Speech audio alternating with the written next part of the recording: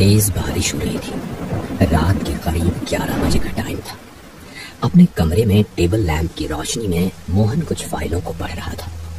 उन फाइल्स को पढ़ते वक्त उसकी आंखों से आंसू आने लगे। क्या हुआ? आप परेशान लग रहे हैं। ये तो अस्पताल की रिपोर्ट है, क्या लिखा है इसमें? अरे तुम अभी तक सोई नहीं? डॉक्टर ने कहा है ना तुम्हें प्रॉपर आराम करना है। दवाई ली तुमने? हाँ, मैंने दवाई ले ली है, मगर आप बताओ तो रिपोर्ट में क्या लिखा है? और क्या लिखा होगा? हमारी खराब किस्मत। सब कुछ ठीक है, मगर न जाने क्यों हमें संतान का सुख नहीं मिल रहा है। ऐसा कैसे हो सकता है? सब कुछ ठीक है तो फिर? तुम ज्यादा मत सोचो, सो जाओ। कल किसी और डॉक्टर से रिपोर्ट शेयर करूंगा।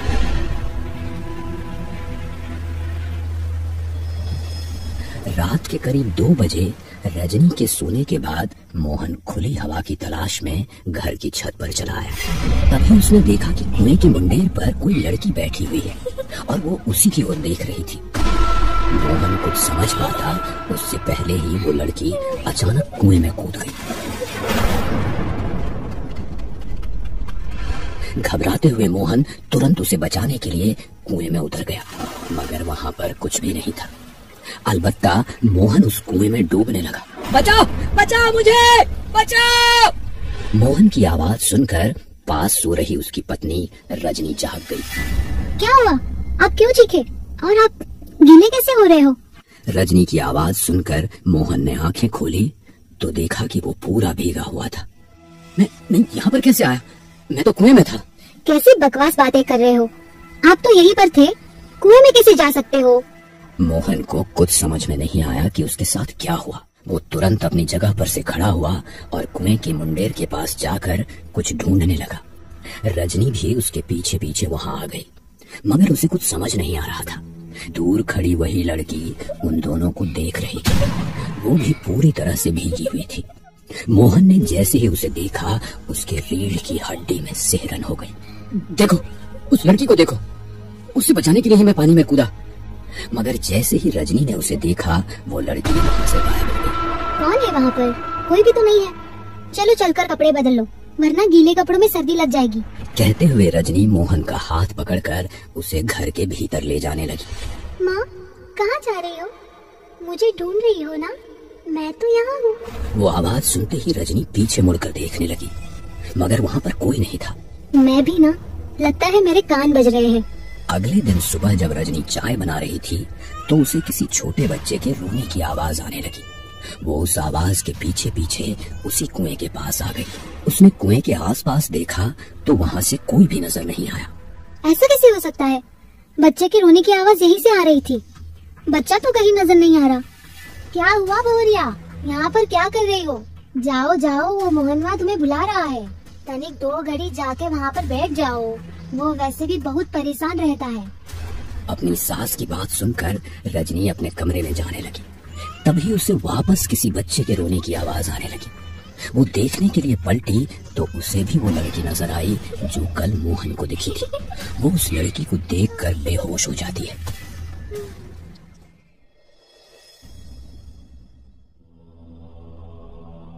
सुनो जी, ये सब क्या है? ये हमारी खुशियाँ हैं। आज से बहुत खुश हूँ मैं, तुम माँ बनने वाली हो। ये कैसे हो सकता है? अरे बहुरिया, जैसे होता है वैसे ही हुआ है। हम तुम्हारे लिए बहुत खुश हैं।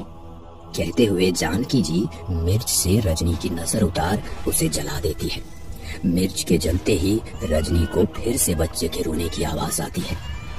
वो उस आवाज से सम्मोहित होने लगती है और वो जलती हुई मिर्च को ठोकर मार देती है।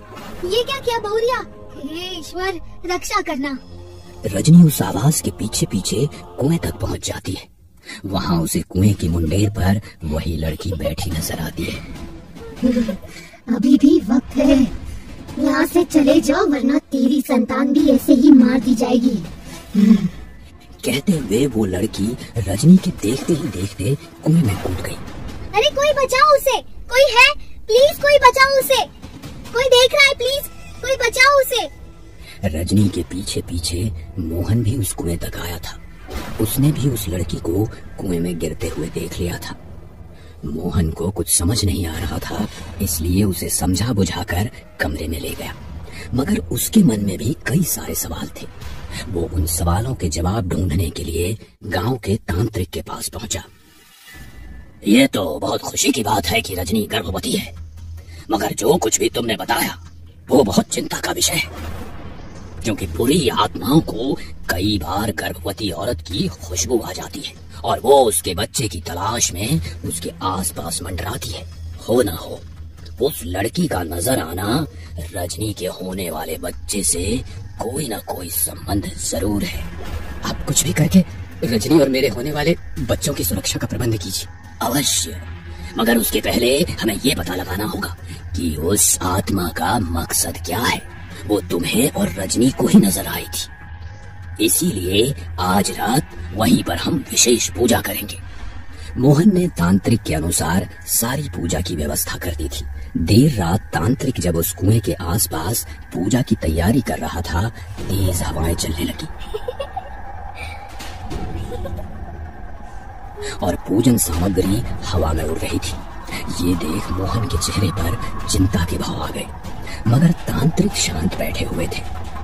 तेज हवा में भी उन्होंने कुछ मंत्र पढ़ते हुए एक दिया लगाया, जो दिया जल रहा था। जैसे ही दिया जला, सब कुछ शांत हो गया।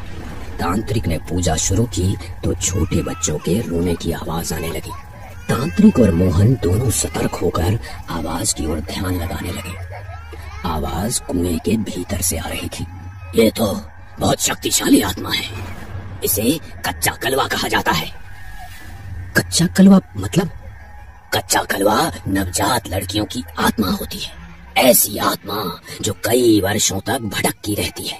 ये बहुत शक्तिशाली है, मगर नवजात शिशु की आत्मा यहाँ कैसे? कहते हुए तांत्रिक जानकी जी की तरफ देख रहा था। जानकी जी के चेहरे का रंग बदल गया, मगर उन्होंने सच्चाई छुपा ली।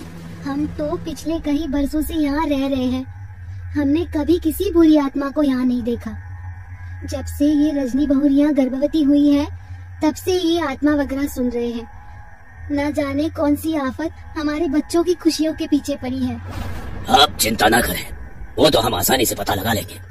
कहते हुए तांत्रिक ने वहीं पर रखे हुए नरमुंड पर अपनी हथेली को चीरकर खून डाला और धीरे धीरे वो मंत्र पढ़ता जा रहा था। देखते ही देखते कुएं में बवंडर उठा और छोटे बच्चों के कंकाल बाहर आने लगे। ये सब क्या है? इस कुएं में से ये सब कैसे बाहर आ सकता है?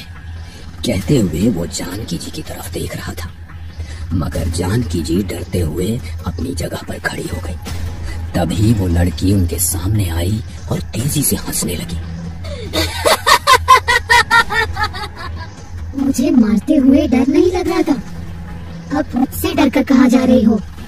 मैंने कुछ नहीं किया, मैंने कुछ नहीं किया, तुम चले जाओ यहाँ से। कहते हुए जानकी जी रोने लगी। जानकी, मुझे सब पता चल गया है, ये तेरी ही बेटी है। तूने बेटे की चाह में अपनी बेटी को मार दिया था, और ये पाप तूने एक बार नहीं बल्कि 2 बार किया। बोल, सही कह रहा हूँ ना मैं? मुझसे बहुत बड़ी गलती हो गई।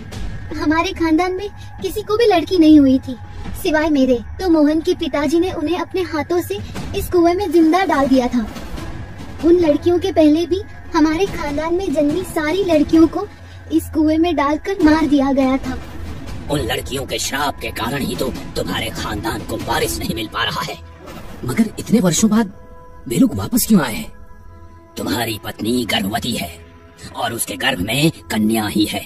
इन लोगों को लगा कहीं तुम लोग उसे भी ना मार दो, इसलिए ये लोग उसकी रक्षा के लिए आई है। यदि ऐसी बात है तो मैं इन लोगों को वचन देता हूँ कि मैं अपनी बेटी की हमेशा रक्षा करूंगा, और आप मेरी इन सभी बहनों और बुआओं की मुक्ति के लिए कुछ विशिष्ट पूजा करवा दीजिए। कच्चा कलवा अपनी मर्जी की मालकिन होती है, उनकी मुक्ति उन्हीं के हाथों में है। शायद इस घर के आंगन में किसी लड़की के पायल की झंकार उनकी मुक्ति का सबब बन जाए। हरिओम। अपना और रजनी बिटिया का ध्यान रखना। उस दिन के बाद से कई बार मोहन और रजनी को कच्चा कलवा नजर आया, मगर उसने उन दोनों को कोई नुकसान नहीं पहुंचाया।